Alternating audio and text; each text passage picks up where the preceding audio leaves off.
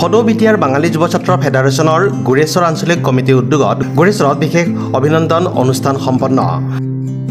অভিনন্দন জ্ঞাপন অনুষ্ঠানত মুখ্য অতিথি হিচাপে উপস্থিত থাকে বাঙালী যুৱ ছাত্ৰ ফেডাৰেশ্যনৰ কেন্দ্ৰীয় সভাপতি হৰেণ দাস।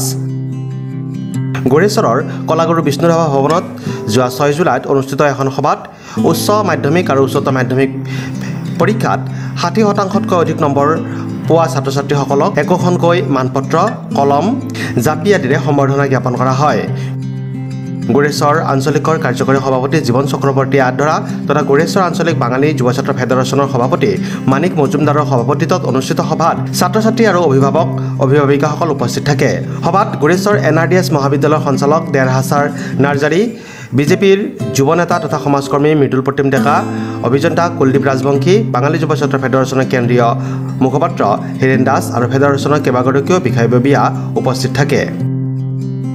সদৌ বিটিয়াৰ বাঙালী যুৱ ছাত্ৰ ফেডাৰেশ্যন গুৰেশ্বৰ আঞ্চলিক কমিটিৰ উদ্যোগত আজি আমি বিষ্ণুৰাভা ভৱনত বিশেষ অভিনন্দন অনুষ্ঠানৰ আয়োজন কৰিছোঁ। এই অনুষ্ঠানৰ যোগেদি আমি আমাৰ গুৰেশ্বৰ অঞ্চলৰ বিগত 2025 বৰ্ষৰ শিক্ষাবৰ্ষৰ যিসকল ছাত্ৰ-ছাত্ৰীয়ে 60+ মানে পাবলৈ সক্ষম হৈছে তেওঁলোকক আমি আজি এই আমাৰ অনুষ্ঠানত মাতিছোঁ। আমি তেওঁলোকক আমি বিশেষ অভিনন্দন মানে দিয়াৰ আয়োজন কৰিছোঁ।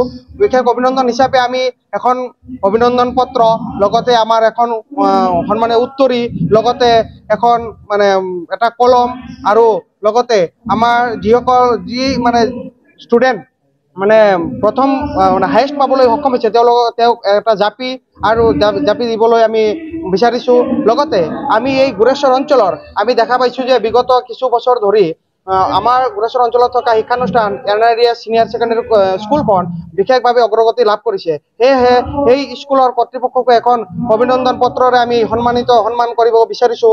যিহেতু আমি দেখা পাইছোঁ আমাৰ গুৰেশ্বৰ NRDS ছিনিয়ৰ ছেকেণ্ডেৰী স্কুলৰ মানে পৰিচালক মাননীয় চেয়াৰমেন শ্ৰীযুত দেৰহাছাৰ নাৰ্জাৰীদেৱে বহুত মানে কষ্ট কৰি এই অনুষ্ঠানটো আগুৱাই লৈ গৈছে।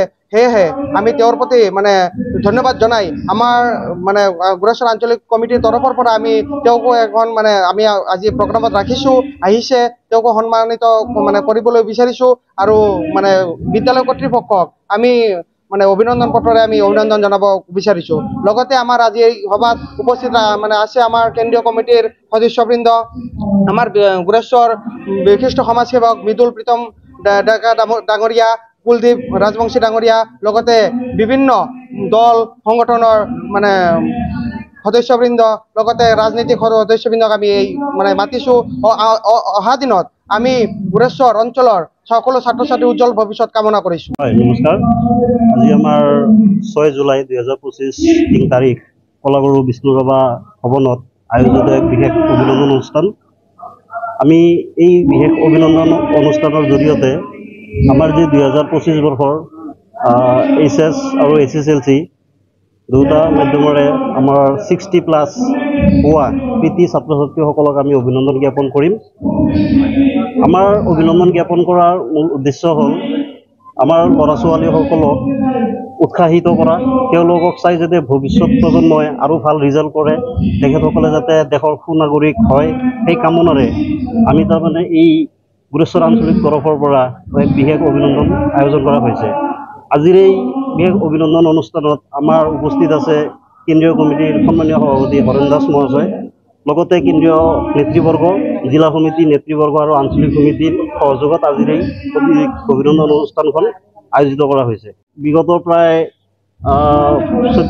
14 বছৰ ধৰি আমি এই বিশেষ অভিনন্দন অনুষ্ঠান আয়োজন কৰি আহিছোঁ।